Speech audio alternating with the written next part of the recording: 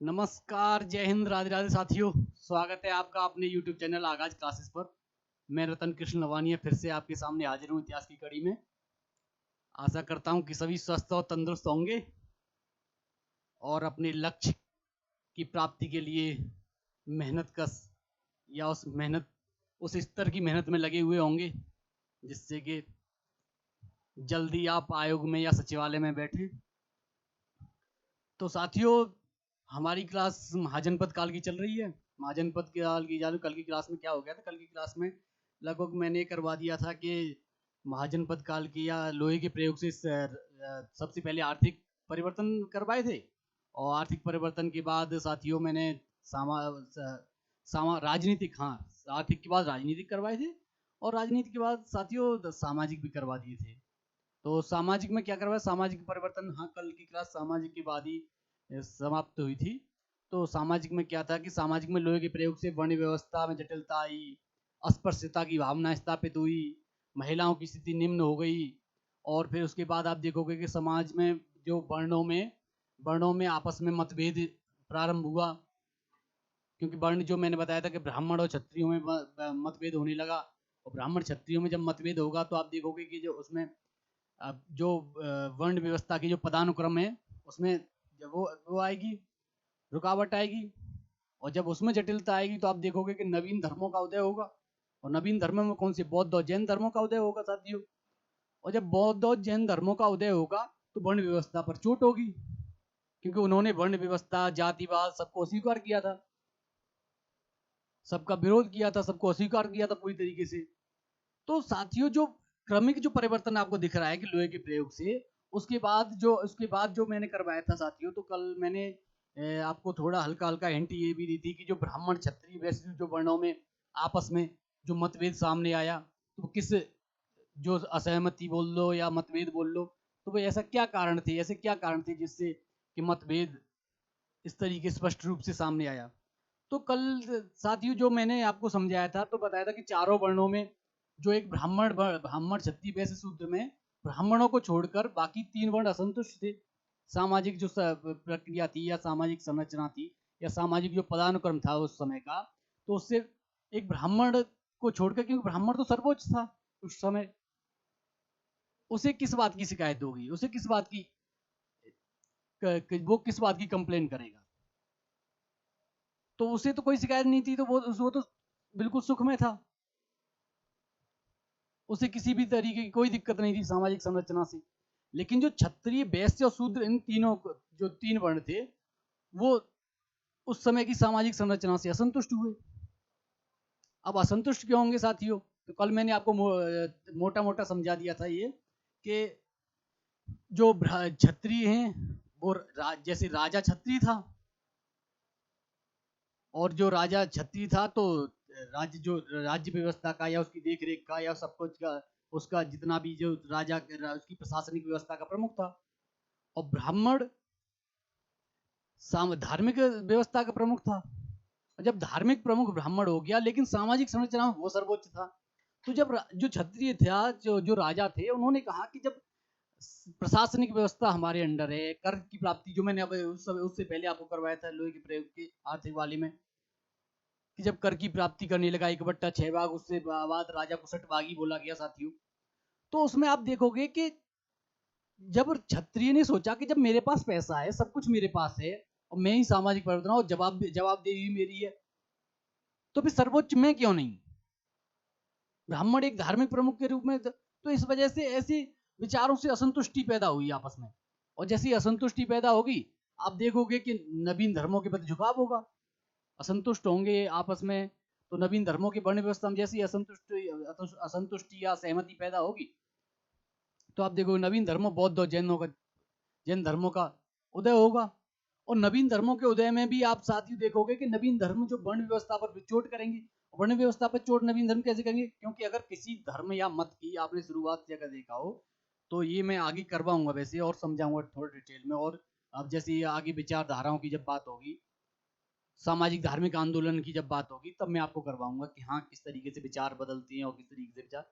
तो जब कोई विचार पहले से लागू है या जब कोई व्यवस्था पहले से लागू, अब उस पर उसके सामने तुम्हें अगर कोई प्रतिद्वंदिता के लिए या कोई धर्म या पंथ या कोई विचार आपको लेके आना है, तो कुछ उसकी बुराई करोगे या कुछ उसकी बुराई नहीं बोल सकते, कुछ उसका विरोध करोगे, उसकी कुछ बातों का या ज्यादातर बातों का या पूर्णतः विरोध करोगे उन बातों का, तभी तो लोग आपको स्वीकार करेंगे।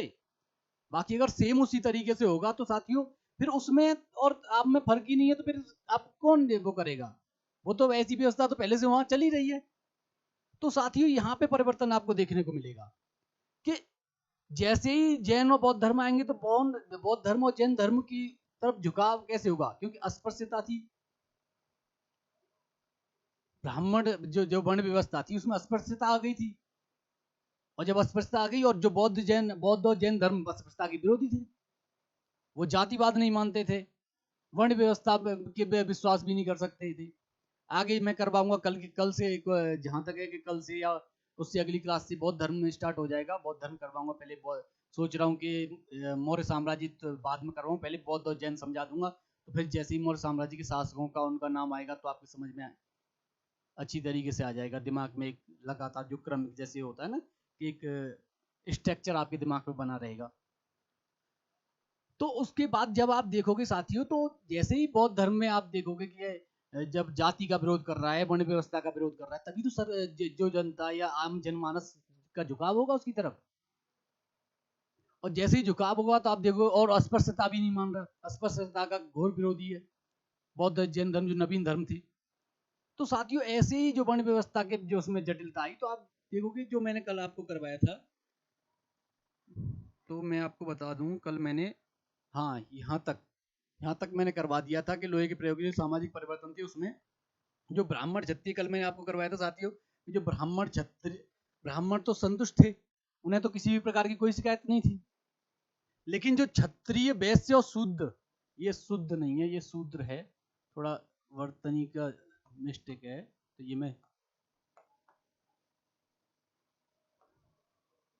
ये शूद्र है। तो उसमें आप देखोगे साथियों कि जो क्षत्रिय वैश्य शूद्र वर्तमान सामाजिक संरचना से असंतुष्ट थे, और असंतुष्ट क्यों थे वो अभी मैंने आपको समझा दिया। और जब आगे आप देखोगे कि जैसे क्षत्रिय वैश्य शूद्र वर्तमान सामाजिक संरचना से असंतुष्ट थे, और उसमें भी जो वैश्य थे वो व्यापार का पूरा जो व्यापार का जो पूरा जो कार्य था वो सब वैश्य करते थे, जो सेल्फ संगठनों का श्रेणियों का जैसे उदय हुआ, तो जैसे ही व्यापारिक, तो जो व्यापारिक जो ज्यादातर जो सबसे ज्यादा व्यापार करेगा या व्यापारिक से कर्म से जुड़ा हुआ था, उस पर की अर्थव्यवस्था भी मजबूत होगी, उसके पास पैसा भी होगा। और उसके बाद आप देखोगे कि जो ये जो वैश्य जो वर्ण था वो कर्ज और ब्याज कर्म से जुड़ा था, और जब कर्ज और ब्याज कर्म से जुड़ा था, जिसे ब्राह्मण वर्ण था वो पाप मानता था कि कर्ज लेना या कर्ज देना या ब्याज पे जैसे कर्ज देना या ब्याज खाना उसे पाप मानता था। तो ब्राह्मण वैश्य का विरोध करेगा, और जब ब्राह्मण वैश्य का जब विरोध करेगा तो साथियों आप देखोगे कि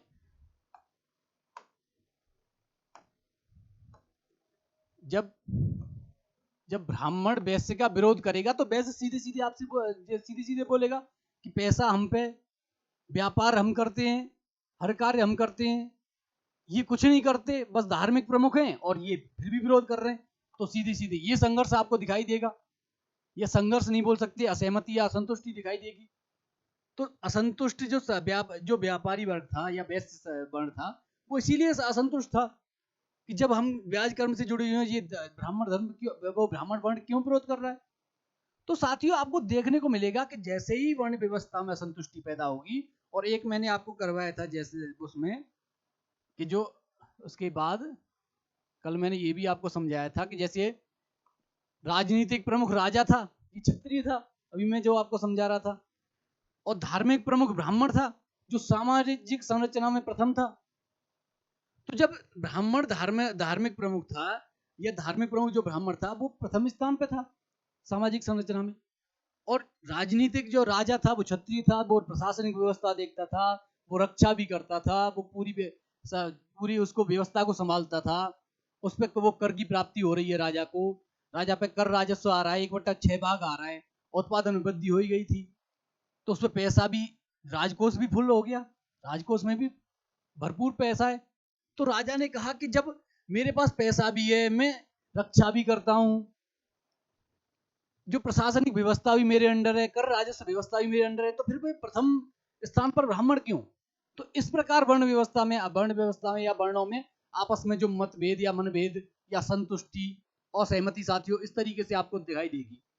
तो इस तरीके से जैसे ही जो सामाजिक संरचना वो होगा, जो जिस तरीके से परिवर्तन नजर आएगा, तो वो उसका कारण यही है कि जैसे ही वर्ण व्यवस्था में संतुष्टि आएगी, जब वर्ण व्यवस्था में संतुष्टि आएगी तो नवीन धर्मों को मौका मिलेगा। नवीन धर्मों को मौका मिलेगा, नवीन धर्मों का मतलब नई विचारधारा को, नए विचारों को मौका मिलेगा। क्योंकि जब सामाजिक संरचना में आपस में जब संघर्ष के जब बिंदु दिखाई देंगे साथियों, तो आप देखोगे कि जब आपस में ही संघर्ष दिख रहा है, उसी समय तो कोई तीसरी विचार आएगा नहीं। नहीं, अगर एक ही चल रहा हो, जब आपस में बकायदा जैसे आप बोल सकते हो कि आपस में एक दूसरे के सहयोग से सब चल रहा हो, तो दूसरे विचार को उदय होने का कोई नहीं, मौका ही नहीं मिलेगा।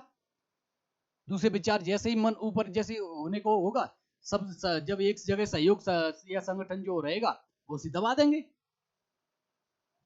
अब जब आपस में ही संघर्ष है तो आप देख दो, जैसे आप देखोगे कि जैसे ही आप आगे जब मैं करवाऊंगा, जब आधुनिक भारत की बात होगी, तो आप देखोगे कि जो मराठा और जैसी बात उनका जिक्र आएगा, तो उनमें आप देखोगे मराठा और जितने भी आपस में आसपास के जो राज्य हैं, या राजपूतों, सबसे अच्छा उदाहरण राजपूतों में, राजपूतों पर अंग्रेजों का आधिपत्य कैसे हो गया राजपूताना पर?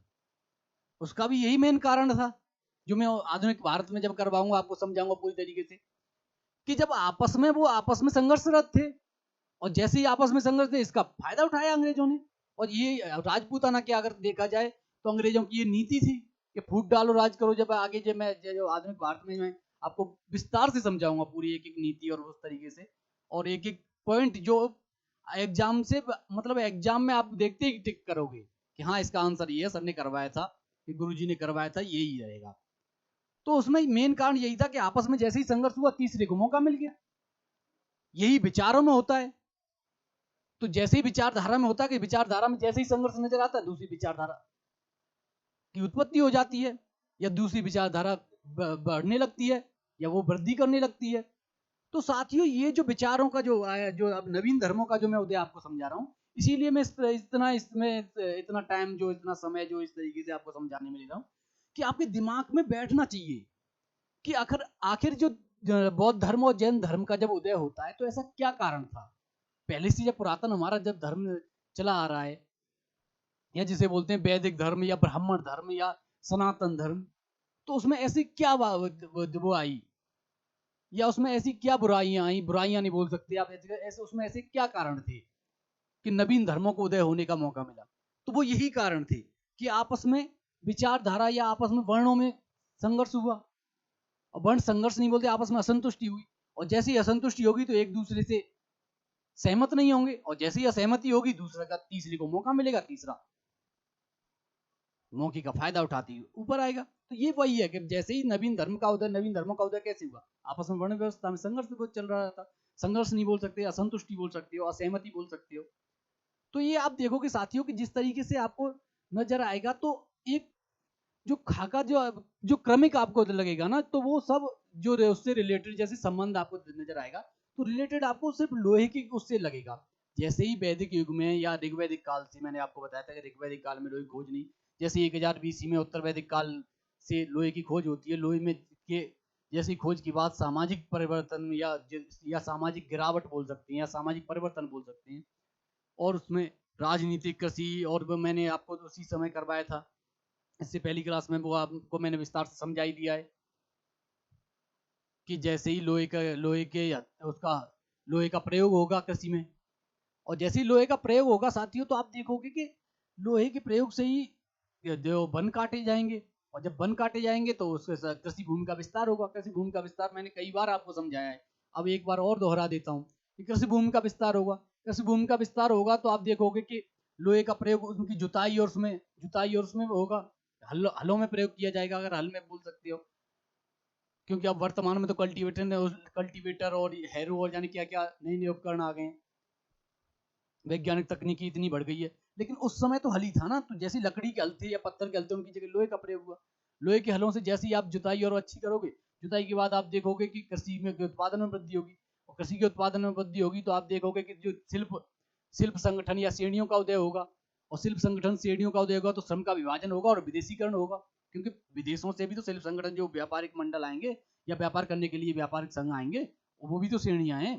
तो विदेशीकरण होगा, और जब विदेशीकरण होगा तो सर्वप्रथम चांदी की मुद्रा का प्रचलन होगा, और जब सर्वप्रथम चांदी की मुद्रा का प्रचलन होगा या आहत सिक्के जिसे बोल सकते हैं, चांदी के सिक्के आहत मुद्रा जो बोलते हैं, आहत सिक्के जो बोलते हैं, उनका प्रचलन होगा। और जब मुद्रा भी है, सामाजिक में शिल्प संगठन भी है और व्यापार वाणिज्य भी हो रहा है सब, तो यही द्वितीय नगरीकरण कहलाता है साथियों। ये मैं आपको इससे पहली क्लास में करवा चुका हूँ। तो जैसे ही परिवर्तन आपको नजर आएगा साथियों, तो उसमें आप देखोगे कि जो क्रम जो चला आ रहा है ना, वो क्रम ही रहेगा, आपको कुछ भी उससे अलग नहीं लगेगा। और इसी से आप यही कारण आप लिख सकते हो। अगर आप लिखना चाहो तो बौद्ध धर्म के उदय के कारण में अगर लिखना चाहो तो ये मैं करवाऊंगा, उसमें करवाऊंगा। जैसे ही बौद्ध धर्म प्रारंभ करेंगे तो आप उसमें देखोगे कि उसमें आपको साफ नजर आएगा कि बौद्ध धर्म के कारणों में जैसे मैं करवाऊंगा तो वो सब यही करवाऊंगा कि मोह भंग हो गया या वर्ण व्यवस्था में आपस में टकराव हुआ, और लोहे की खोज भी एक मेन कारण हो सकता है। तो फिर आप देखोगे साथियों, जिससे आगे अगर हम बढ़े तो 6ठी शताब्दी में पहली बार भूमि माप की गई, और भूमि माप की इकाई निवर्तन रखी गई। ये मैं आपको हो सकता है इसके बाद पूरा, हाँ, 6ठी शताब्दी ईसा पूर्व में भूमि माप शुरू हुई, ये मैंने आपको अभी समझाया है। और भूमि माप की इकाई 1/6 निर्धारित, तो भूमि माप की इकाई नहीं, ये भूमि माप की दर थी। 1/6 इकाई आपको मैं करा दूं इधर, जो भूमि माप की इकाई थी, इकाई निवर्तन थी। निवर्तन, निवर्तन जैसे अलग अलग जगह से जैसे भूमि माप जुड़ी हुई है। जैसे अब मैं मथुरा हाथरस वाले रीजन से आता हूँ, मथुरा हाथरस आगरा अलीगढ़ वाले उत्तर प्रदेश से, तो उसमें बीघा है, बीघा और बिसे, और जैसे और नीचे जाओ तो अलग अलग तरीके से।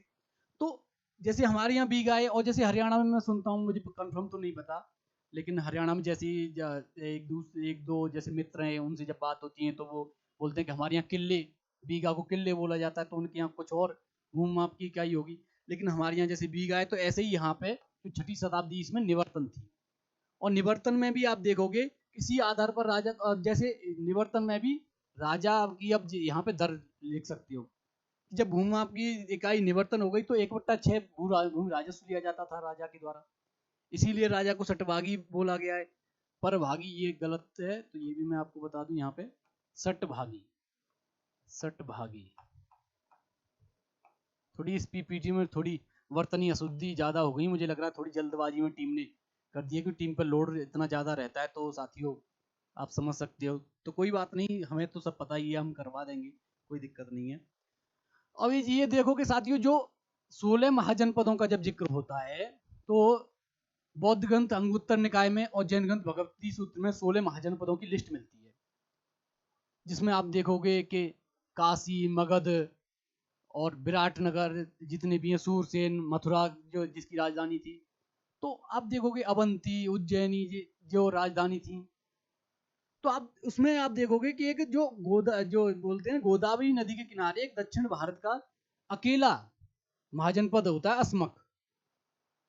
तो अस्मक महाजनपद में जैसे ही आप आओगे तो इसमें 16, और इसमें अभी जैसे अगर महाजनपदों का जिक्र होता है तो ये भी चलो पॉइंट यहीं पे मिल गया, जो मैंने कल भी आपको बता ही दिया था कि 16 महाजनपदों में जैसे ही आप जिक्र होता है तो जैसे लिस्ट में हो सकता है अभी इस पीपीटी में हो, या मैं करवा दूंगा, क्योंकि 16 महाजनपदों का जब क्लास होगी तो 16 महाजनपदों, कल मैं सोच रहा हूँ कि सबसे लास्ट में आपको उससे क्या है कि उससे एक दो पॉइंट जैसे पूछ रहा था कि इस महाजनपद की राजधानी क्या रही या इस महाजनपद की, तो मैं सोच रहा हूँ सब लास्ट क्लास की सबसे लास्ट में उस लिस्ट को आपके सामने दे दूँ, तो उससे आपको ये पता चल जाएगा। उसमें मैं और उसमें मैंने एक और ऐड करवाया है कि जो किस महाजनपद की कौन सी राजधानी और वर्तमान क्षेत्र क्या है।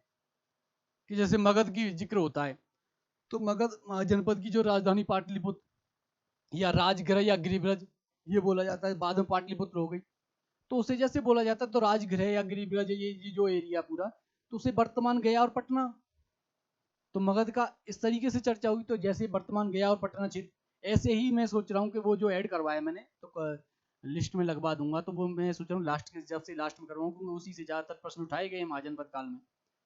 तो राजधानी उनसे और रिव्यू ऑफिसर में तो अक्सर इस एग्जाम में तो अक्सर कर फैक्ट इस तरीके से पूछता ही है, तो वो मैं ऐड करवा दिया है वैसे तो वर्तमान क्षेत्र भी ऐड करवाया। वर्तमान से जैसे आप प्रश्न उठा ले बाई चांस के अवंती जो वो था वो किस वर्तमान क्षेत्र कौन सा था, तो आप ऐसे ही जिस तरीके से, और सूरसेन जैसे पूछे तो आधुनिक मथुरा बोल सकते हो। तो ये आधुनिक जिस तरीके से जो आधुनिक मथुरा का आसपास का क्षेत्र है वो बोल सकते हो, काशी वाराणसी वाला वर्तमान क्षेत्र। तो इस तरीके से आप देखोगे कि जो जो महाजनपद हैं उनमें जो लिस्ट है वो आपको कल आपके सामने आ जाएगी। वैसे ऐड हो ही गया होगा, हो सकता है इसी पीपीटी में हो तो आ जाएगी, तो मैं आपको तुरंत करवा ही दूंगा। तो जैसे ही आप देखोगे महाजनपदों की जब जिक्र होती है तो बज्जी और मल्ल दो महाजनपद आप देखोगे कि जो गणतंत्रात्मक व्यवस्था थी इनमें जैसे यहाँ दे रखा है दोनों में गणतंत्रात्मक व्यवस्था थी साथियों, और बाकी सब में राजतंत्रात्मक व्यवस्था थी।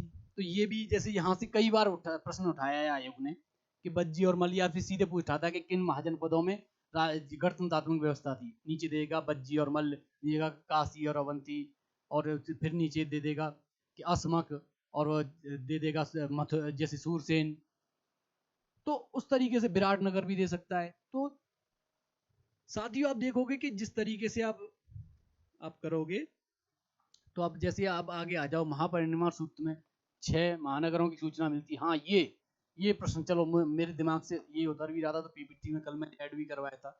ये प्रीवियस ईयर प्रश्न है कि जो महापरिनिर्वाण सूत्र में 6 महानगरों की सूचना मिलती है, तो ये 6 महानगर कई बार पूछा गया है, एक बार नहीं कई बार। यहाँ तक कि पीसीएस वाले में, यूपी पीसीएस में और बिहार पीसीएस में, स्टेट पीसीएस में भी, अगर यूपी और बिहार तो मैंने देखा है कि अक्सर कर ये प्रश्न ज्यादातर उठाते हैं कि जो महापरिनिर्वाण सूत्र में 6 महानगरों की सूचना मिलती है वो कौन कौन सी है, और कौन कौन सी नहीं वो विकल्प दे देते हैं, एक हटा देते हैं, 5 वही कर देते हैं। तो जैसे कथन एक विकल्प, 2 विकल्प, जिस तरीके से, तो वो 4 पॉइंटों में देंगे, एक में पूरे जो सही सही दे रखेंगे, तो ये आपको रटना पड़ेगा साथियों।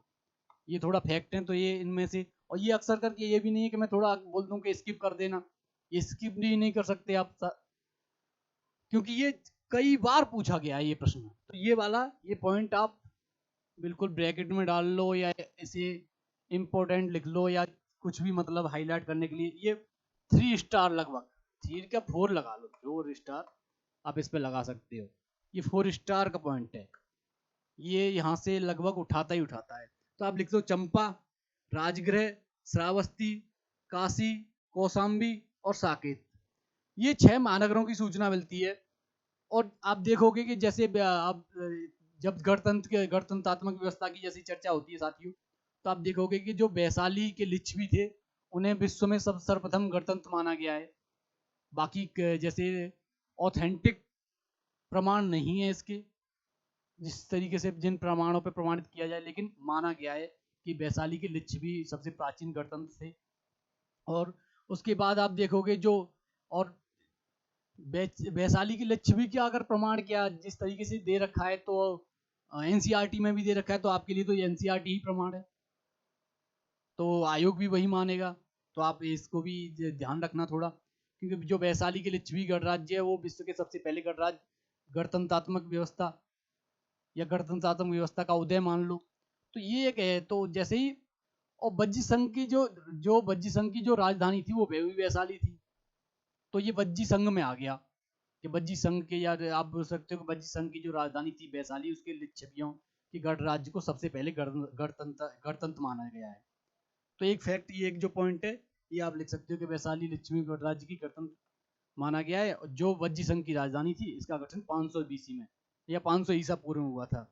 और 6ठी शताब्दी के 6 शक्तिशाली महाजनपद, ये मैंने पॉइंट प्रीवियस ईयर से मैंने खुद ऐड करवाए हैं, ये 3-4 पॉइंट, क्योंकि जैसे ही मैं प्रीवियस ईयर देखे तो उसमें देखा कि 3-4 पॉइंट है। एक ये ऊपर वाला, एक ये बज्जी वाला, तो एक ही बार पूछा गया है, वो भी एक पॉइंट में पूछा गया, तो इसे ये ज्यादा वो नहीं है। लेकिन ये 6ठी शताब्दी के सबसे शक्तिशाली 4 महाजनपद, मगध, कौशल, वत्स और अवंती। और जैसे ही मगध, कौशल, वत्स और अवंती के बाद आप देखोगे, तो जैसे आप आगे चलोगे, तो आप इससे आगे जैसे ही बढ़ेंगे साथियों, तो हम देखेंगे कि जो मगध महाजनपद के उदय के, या मगध साम्राज्य का उदय कैसे हुआ। और जब उदय की चर्चा होंगी तो साथियों फिर वही कि मेन तो आप देखोगे कि जो अभी मैं आपको थोड़ी देर पहले बता रहा था कि सबसे पहले तो आप पॉइंट में लिख सकते हो कि लोहे का प्रयोग, या फिर लोहे का प्रयोग न करके यहाँ अगर अच्छा पॉइंट देना है तो आप दे सकते हो कि प्राकृतिक संसाधनों की उचित व्यवस्था या प्राकृतिक संसाधन या खनिज संसाधन की उपलब्धता थी मगध को। और जब खनिज संसाधन उपलब्ध थे तो आप देखोगे कि वन गया और गया के जो वन थे, गया या पटना बोल सकते हो, उनके वनों में हाथी मिलते थे, तो हाथियों का सेना में प्रयोग किया गया। तो आप जो निष्कर्ष जैसे निकल के आता है, प्राकृतिक संसाधनों से महत्वपूर्ण था, 5 पहाड़ियों से घिरा हुआ था मगध साम्राज्य, तो उसे एक प्राकृतिक सुरक्षा भी मिली हुई थी।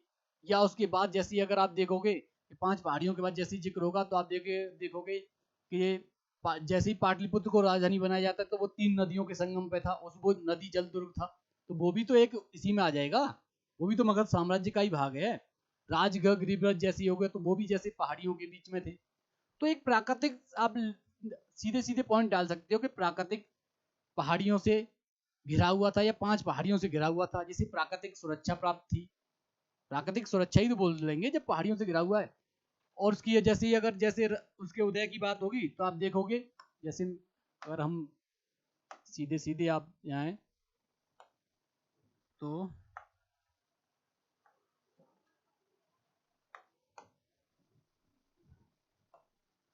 मगध साम्राज्य का उदय, और मगध साम्राज्य का उदय अगर ना लिखो तो मगध का उदय सीधे लिख सकते हो, क्योंकि कभी साम्राज्य थोड़ी, मगध का उदय। तो मगध का उदय आप कह सकते हो। मगध महाजनपद के बाद जैसे ही आप उदय की जैसी चर्चा करोगे तो सबसे पहला पॉइंट आप लिख सकते हो कि 1 सेकंड,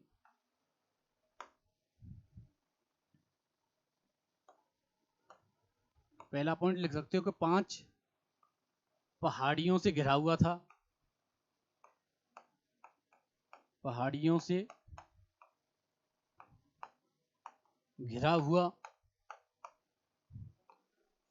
और जब 5 पहाड़ियों से घिरा था तो प्राकृतिक सुरक्षा प्राप्त थी, सुरक्षा। और जब प्राकृतिक सुरक्षा तो आप सीधे लिख सकते हो राजधानी, लिख सकते हो राजधानी। राजधानी राजधानी कौन सी थी? राजगृह या गिरिब्रज। जब राजगृह और गिरिब्रज होगी तो इसके बाद ही जैसे अगर आगे अगर लिख सकते हो पाटलिपुत्र भी लिख सकते हो, पाटलिपुत्र। और जैसे ही राजधानियों की चर्चा होगी तो आप देखोगे कि जो 16 महाजनपदों में से एक, हाँ एक पॉइंट अगर जैसे अगर मगध का उदय की आप लिख सकते हो तो एक पॉइंट जैसे 16 महाजनपदों में से एक था, जनपदों में से एक, या फिर ये बोल सकते हो कि शक्तिशाली था, या उत्तरी भारत का सबसे समृद्ध जो महाजनपद था, ये लिख सकते हो। ये पॉइंट भी आप लिख दो, उत्तर भारत का सबसे समृद्ध महाजनपद, सबसे समृद्ध महाजनपद था। उसके बाद जैसे ही साथियों आप आओगे तो आप देखोगे जो मूल स्थिति, अगर जैसे वर्तमान स्थिति की बात कर सकते हैं या मूल स्थिति की बात करें कि मगध कहाँ कहाँ, जैसे अगर वर्तमान पर उसमें देखा जाए तो गया और पटना लिख सकते हो कि मूल स्थिति कहाँ थी, कि गया और पटना। तो गया पटना का क्षेत्र अगर मूल स्थिति वाला, एक पॉइंट ये भी दे सकते हो कि मूल स्थिति तो गया और पटना, वर्तमान गया और पटना का क्षेत्र, पटना का क्षेत्र। और जैसे ही साथियों आप आगे देखोगे तो साथियों उसमें आपको एक और पॉइंट अगर डालना चाहो तो आप सीधे लिख सकते हो कि जो मगध का उदय था या मगध साम्राज्य का उदय था, उसमें आप कह सकते हो कि बुद्ध का जन्म, क्योंकि जो भगवान बुद्ध के जो जन्म था या बुद्ध के समय में, सीधे सीधे अगर पॉइंट लगा बुद्ध का जन्म, तो चलो बौद्ध धर्म का कारण एक बुद्ध का जन्म को ही माना जाता है। लेकिन अगर सीधे सीधे अगर पॉइंट देना चाहो तो आप एक लिख सकते हो कि बुद्ध के जन्म के समय बृहद्रथ, और एक मैं थोड़ा नाम में भूल रहा हूँ तो एक सेकंड, उस शासक का लास्ट जो अंतिम शासक था उसका, तो एक सेकंड में चेक कर लेता हूँ साथियों, एक सेकंड, क्यों कंफ्यूजन है, और कंफ्यूजन में गलत हो गया तो कल आप ही कहोगे अरे ये मास्टर तो गलत पढ़ा देता है पूरा। हाँ, जरासंध करके था। तो बुद्ध के जन्म के समय जो बृहद्रथ और जरासंध यहाँ के प्रतिष्ठित राजा थे मगध की। अगर जैसे मगध के मोटा मोटा मगध के बारे में जैसे बताना हो तो ये हो गया। और जैसे ही मैंने आपको बताया था कि जैसे ही हम पीपीटी पे, एक सेकेंड, जैसे ही हम पीपीटी पे पहुंचे तो इसके बाद, हाँ वही यही यही जो अभी मैं आपको समझा रहा था कि 5 पहाड़ियों से घिरी हुई थी, सुरक्षात्मक दृष्टि से समृद्ध था, राजधानी गिरिब्रज, बाद में राजगृह, और आप सीधे लिख सकते हो कि बाद में पाटलिपुत्र भी हुई। पाटलिपुत्र, पाटलिपुत्र, पाटलिपुत्र हुई। पाटलिपुत्र का जैसे ही जिक्र होगा साथियों, या मैंने हो सकता है कि आगे पीपीटी हो, वो मैंने जब बताया था अभी, जैसे पाटलिपुत्र 3 नदियों से घिरा हुआ था, सामरिक दृष्टि से बहुत महत्वपूर्ण था, जल दुर्ग था। और जैसे ही पाटलिपुत्र के जिक्र होगा तो इसी समय जो उसमें जो वन में जो हाथी थे उनका सेनाओं में प्रयोग किया गया। और पाटलिपुत्र में लोहे की और कोयले की, लोहे की और स्टील की, जैसे होता ना, इस्पात की खानें थी। तो साथियों आप देखोगे कि जो जो प्राकृतिक जो संसाधन थे या खनिज संसाधन थे उनकी बहुतायत में उपलब्धता थी, कोई कमी नहीं थी हथियार बनाने में और किसी भी तरीके में रथ, गाड़ी, जितने भी जो बनाना हो उसमें। तो मेन होता है हथियार बनाने में सुरक्षा, किस लिए हथियारों की। बाकी जितने भी कुछ भी, जैसे अगर जो तकनीकी जैसे प्रयोग हुआ, तकनीकी प्रयोग कहाँ से होगा, जब आप पे संसाधन होंगे, संसाधन थे, व्यापार वाणिज्य, जब संसाधन तुम्हें बहुत आए तो व्यापार वाणिज्य भी अच्छा रहेगा, व्यापार वाणिज्य रहेगा तो आपको प्राप्ति होगी, अच्छे राजस्व की प्राप्ति होगी, अच्छी आर्थिक व्यवस्था होगी, और जब आर्थिक व्यवस्था समृद्ध होगी तो तुम स्वयं ही ताकतवर। जब आप पे पैसा आ जाएगा तो उससे ताकतवर क्या है, आप स्वयं ताकतवर हो जाओगे। तो साथियों ये आपको जैसे ही अब देखोगे, अब जैसे भगवान बुद्ध के से पूर्व भरतद्वाज और जरासंध यहाँ के प्रतिष्ठित राजा थे, और जैसे ही भरतद्वाज और जरासंध प्रतिष्ठित राजा होंगे उसके बाद ही हर्यक वंश की स्थापना होगी। और हर्यक वंश की जैसे ही स्थापना होगी तो हर्यक वंश में आपको क्रमिक राजा जो प्राप्त होंगे या जो शासक प्राप्त होंगे। तो आप देखोगे कि जो शासक थे उनमें उसने जैसे ही शासक कोई बनेगा, जैसे हर्यक वंश का जो शासक बनेगा, आप देखोगे उसको उसका बेटा मार के फिर शासक बन जाएगा, उसके बाद फिर उसका बेटा उसको मार के शासक बन जाएगा। तो हर्यक वंश को पितृहंता वंश बोला जा गया है। एक अकेला इतिहास में एक अकेला वंश ऐसा है जिसमें जिसको स्पेशली पितृहंता वंश बोला गया है, पितृहंता वंश बोला गया है। और उसमें उससे पितृहंता वंश से कई बार आयोग ने प्रश्न उठाया है। तो वो में हो सकता है कि आज ही पहुंच जाए वहां तक। जैसे मूल स्थिति अभी मैं बताया था कि दक्षिणी बिहार का क्षेत्र, आधुनिक पटना और गया, और आधुनिक पटना हो गया, गया के जंगलों से मैंने बताया था हाथी प्राप्त होते थे या हाथी मिलते थे, तो हाथियों की सेना में प्रयोग होता था। उत्तर भारत का सबसे समृद्ध और शक्तिशाली जनपद था, तो ये इसीलिए इसको महाजनपद या सबसे शक्तिशाली और समृद्ध जनपद था। उसी ने फिर मैंने आपको बताया था कल कल की क्लास में क्रमिक मैंने बताया था, जब सबसे शक्तिशाली जनपद था तो उसने आसपास के जनपदों को जो आसानी से जो उसके उसमें आ जाते, उसमें अधिकार हो जाता था, अधिकार हो गया, उनको अपने अधिकार में ले लिया, अपने राज्य में मिला लिया। कुछ को आप देखोगे, जैसे ही अब मैं हर एक वंश आपको करवाऊंगा तो बिंबिसार, मैंने कल की क्लास में हल्का सा तो आपको थोड़ा पॉइंट समझाया था। बिंबिसार ने जो जो उसे लग रहे थे कि आसपास की जो शक्तिशाली राजा हैं या शक्तिशाली जनपद हैं उनसे अपने वैवाहिक संबंध स्थापित की। जब वैवाहिक संबंध स्थापित करेगा तो वो उसके मित्र राष्ट्र हो जाएंगे, मित्र राष्ट्र हो जाएंगे तो आप देखोगे कि जब मित्र राष्ट्र हो गए तो उसकी ताकत और बढ़ जाएगी, और जब और शक्तिशाली हो जाएगा साथियों तो जो कमजोर महाजनपद है उस पर आक्रमण कर देगा या उसको अपने में मिला लेगा। तो वो जब तुम इतने शक्तिशाली हो तो तुम किसी को मिला सकते हो अपने राज्य में। तो ऐसे ही जब शक्तिशाली होता गया उसमें मिलाता गया, बाद में अपने मित्र राष्ट्रों को भी, मगध साम्राज्य जब शक्तिशाली से पूरा उसको मजबूत हो जाएगा, शक्ति से संपन्न हो जाएगा, तो वो अपने मित्र राष्ट्रों को भी अपने स्वयं में मिला लेगा। उसी के बाद ही जैसे ही मगध साम्राज्य का उदय होगा, वही जो परिप्रेक्ष्य, जैसे ही जो पृष्ठभूमि यहाँ से प्रारंभ होकर जो अंतिम तक आपको एक मगध साम्राज्य को स्थापित करेगी। 16 महाजनपदों में से एक साथियों। अब जैसे आगे बढ़ते हैं तो मगध साम्राज्य के उदय के जो कारण, तो भौगोलिक जैसे कारण होते हैं। तो आप मैंने अभी आपको बताया था कि मगध की सीमा उत्तर में गंगा एवं विंध्य पर्वत तक, और पूर्व में चंपा, और पश्चिम में सोन नदी तक विस्तृत थी। तो अब मगध राज्य, आपको मगध राज्य या मगध जनपद था, वो आपकी जो भौगोलिक अवस्थिति आपके दिमाग में बैठ गई होगी, जो मैं आपको बताया था गया और पटना का क्षेत्र, ये वही है ना मगध की सीमा। उत्तर में गंगा से दक्षिण में विंध्य पर्वत तक, तो विंध्य पर्वत तक आगे नीचे, और जैसे ही विंध्य पर्वत तो पूर्व में चंपा, चंपा से पश्चिम में सोन नदी तक। अब सोन नदी कहाँ है, सोन नदी गंगा की सहायक है जो ऊपर से आती है। तो पूर्व में वहां तक हो गई। तो ये जो अवस्थी भौगोलिक अवस्थिति है, और फिर दूसरी जो मगध की राजधानी कालांतर में पाटलिपुत्र बनी। जैसे ही पाटलिपुत्र का जिक्र होता है, पाटलिपुत्र जो मैं अभी जिक्र कर रहा था, पाटलिपुत्र की अवस्थिति, पाटलिपुत्र का जिक्र होते ही साथियों आप देखोगे कि जो पाटलिपुत्र थी वो सामरिक दृष्टि से इतनी महत्वपूर्ण थी। मैं थोड़ा इधर आ जाता हूँ, इधर मैं समझाऊं आपको। जो सामरिक दृष्टि से इतनी महत्वपूर्ण थी कि आपको देखो पॉइंटों में देखने को मिलेगा कि विस्तृत उपजाऊ मैदान था, तो खाने पीने की भी कोई कमी नहीं थी, उपजाऊ मैदान था, अच्छी कृषि होती थी, खाद्य व्यवस्था पूरी रहती थी। उसके बाद आप देखो कृषि में लोहे तथा नवीन तकनीकी का प्रयोग। अब लोहे और तकनीकी का प्रयोग क्यों किया, कैसे हुआ? क्योंकि वहां लोहे की जो खदानें थी या जो खनिज संसाधन लोहे और इस्पात की जो और कोयला की खदानें थी वो बहुत आयत में थी, तो लोहे की उपलब्धता थी, और लोहे की उपलब्धता होगी तो कृषि में लोहे का और नवीन तकनीक का प्रयोग होगा। और जैसे ही आप देखोगे जैसे वन क्षेत्र में हाथियों की उपलब्धता, और जब वन क्षेत्र में हाथियों की उपलब्धता तो सेना में हाथियों का प्रयोग किया जाएगा, और सेना में हाथियों का प्रयोग किया जाएगा तो सैन्य व्यवस्था उच्च होगी।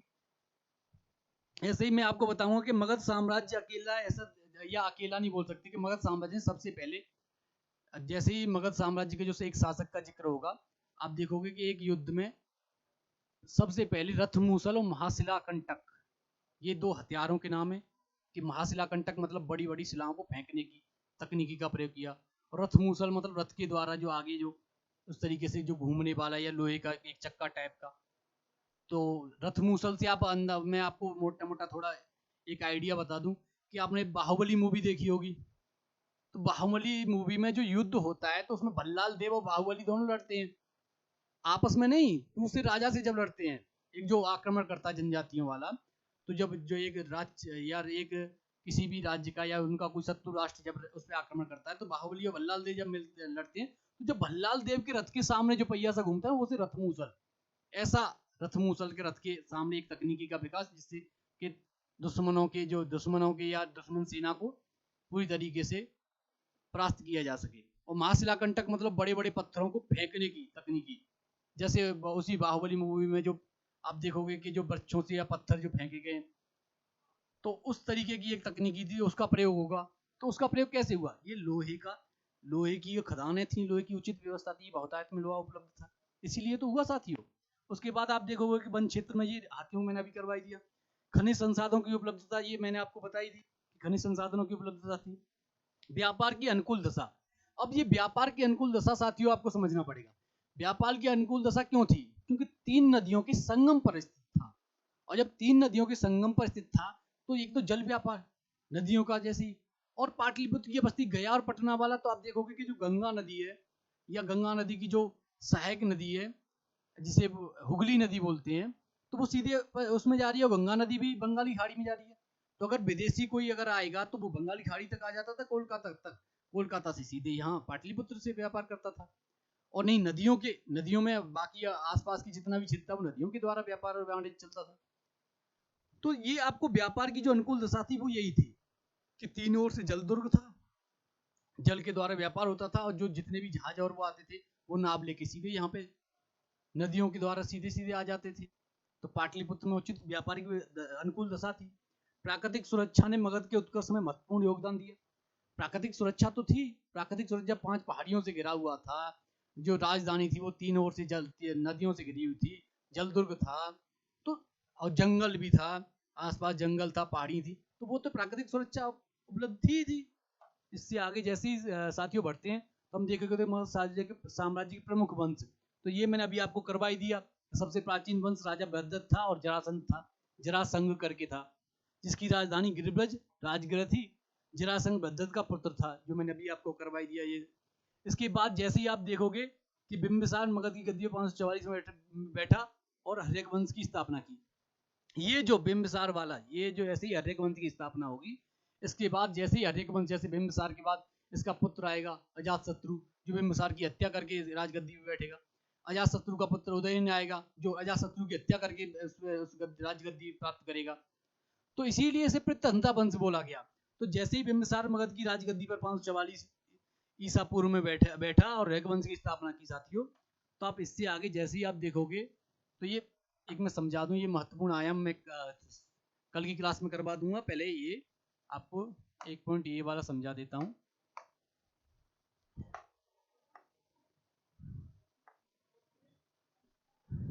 मेन आप लिख सकते हो कि हर्यक वंश, हर्यक वंश। जैसे ही मगध के हर्यक वंश की चर्चा होगी साथियों, तो आप देखोगे कि बिंबिसार बिंबिसार ने स्थापित किया। ये भाई बिंबिसार संस्थापक है, संस्थापक अगर बोला जाए तो आप लिख सकते हो कि बिंबिसार।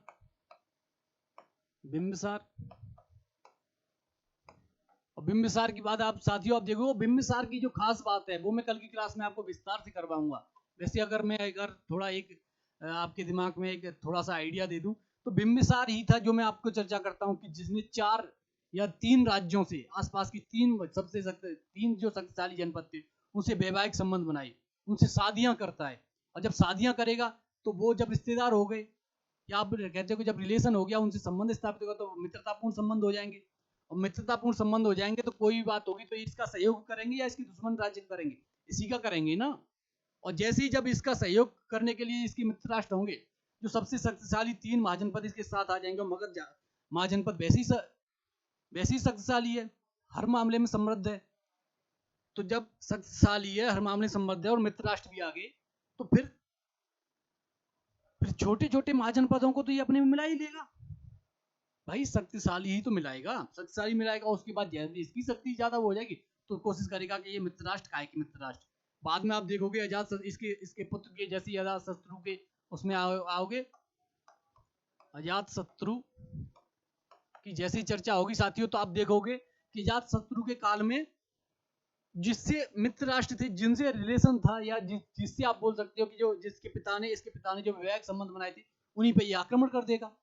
जब उन्हीं पे आक्रमण करेगा और उनको हरा देगा, तब फिर वो जो प्रसेनजीत है वो अपनी बेटी का विवाह, या बेटी चेलन्ना पता नहीं वो थोड़ा कंफर्म नहीं है, थोड़ा एक कंफ्यूजन है, तो उसका नाम मैं कंफर्म नहीं हो पा रहा। पर हाँ, अब ये वो है कि प्रसेनजीत अपनी बेटी का विवाह फिर अजातशत्रु से कर देगा। और जब प्रसेनजीत अजातशत्रु से अपनी बेटी का विवाह करेगा, तो आप देखोगे कि फिर इसकी शक्ति बढ़ जाएगी, क्योंकि मित्र राष्ट्र था। तो यही आपके दिमाग में जैसे ही होगा, और जैसे ही अजातशत्रु के बाद आप देखोगे तो उदयन इसका बेटा आएगा, उदयन फिर इसकी हत्या करके राजगद्दी पर बैठेगा साथियों। तो ये आपके दिमाग में मैंने एक मोटा मोटा बता दिया कि हर्यक वंश ये है। बाकी हर्यक वंश कल की क्लास में करवाऊंगा। ये थोड़ा आयाम जो मैं करवा ही चुका हूँ वो एक बार और आप समझ लीजिए, जो मैंने अभी आपको कराया था कि मगध साम्राज्य के जो अब जैसे मगध महाजनपद के या महाजनपद काल के महत्वपूर्ण आयाम वही है जो भी मैंने आपको करवाए कि अधिकांश शहरी बस्तियां आर्थिक, अगर देखो अधिकांश शहरी बस्तियां व्यापारिक और शिल्पियों द्वारा बनाई गई थी। व्यापार और वाणिज्य वंशानुगत थे, ये मैं करवा ही चुका हूँ कि महाजनपद काल में भी वंशानुगत हो गए थे, वर्ण व्यवस्था भी वंशानुगत हो गई थी, जातिगत भी वंशानुगत हो गई थी। ये मैं आपको सामाजिक में जटिलता करवा ही चुका हूँ। अधिकांश शहर नदियों के तट पर या व्यापारिक मार्गों पर अवस्थित थे, क्योंकि व्यापारिक सुलभ रहे इसीलिए थे। तो ये भी मैंने आपको आर्थिक में विस्तार से, जब लोहे के प्रयोग से आर्थिक परिवर्तन जो करवाया था उसमें आपको करवा चुका हूँ।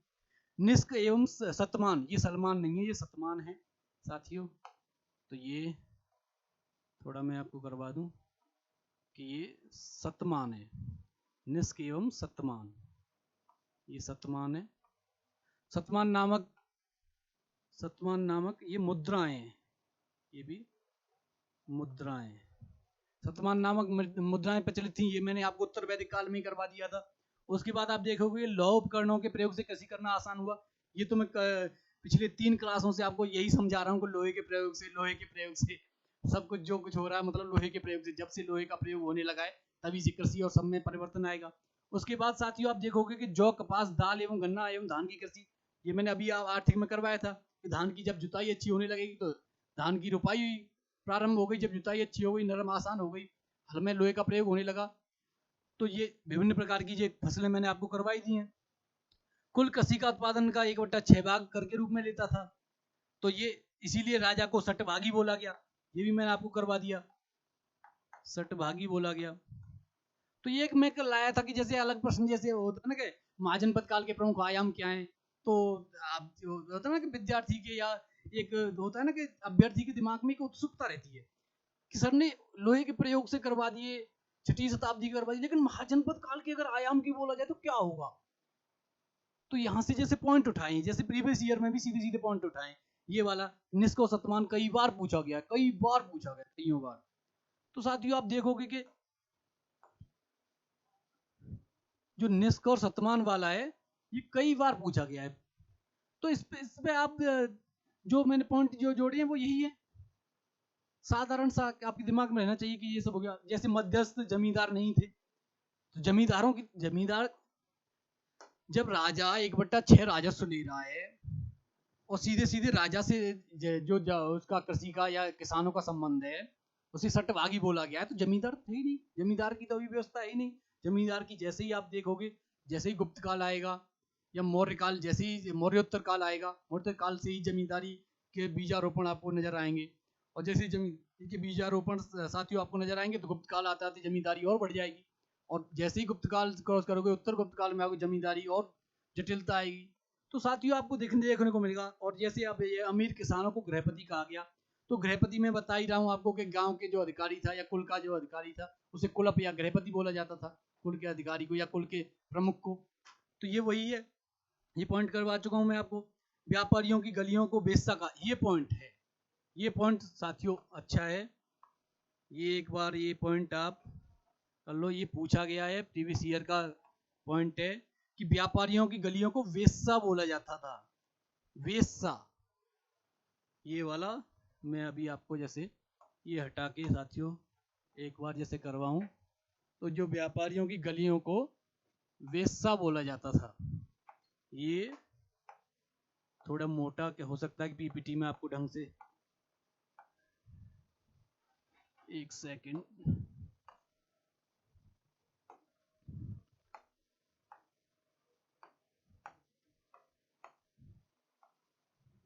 व्यापारियों की गलियों को वेश्या बोला जाता था। ये 2 बार प्रश्न साथियों पूछ चुका है, तो ये आप ध्यान रखो, ये पॉइंट 2 बार पूछ चुका है। जैसे अब ये बलि साधक, केवल बलि साधक मतलब बलि देने वाले, जिनसे बलि या जो बलि जो एक कर था, ये मैंने आपको बता ही दिया है।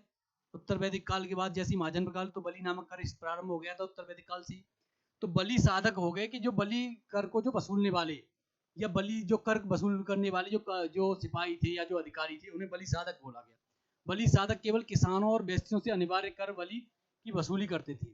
तो बलि साधक सिर्फ किसानों और बेस्तियों से ली जाती थी बलि कर उसके, क्योंकि जैसे ही आप देखोगे कि ऋग्वैदिक काल में जो बलि कर प्रारंभ हुआ था, वो उत्तर वैदिक काल आते आते नियमित हो गया।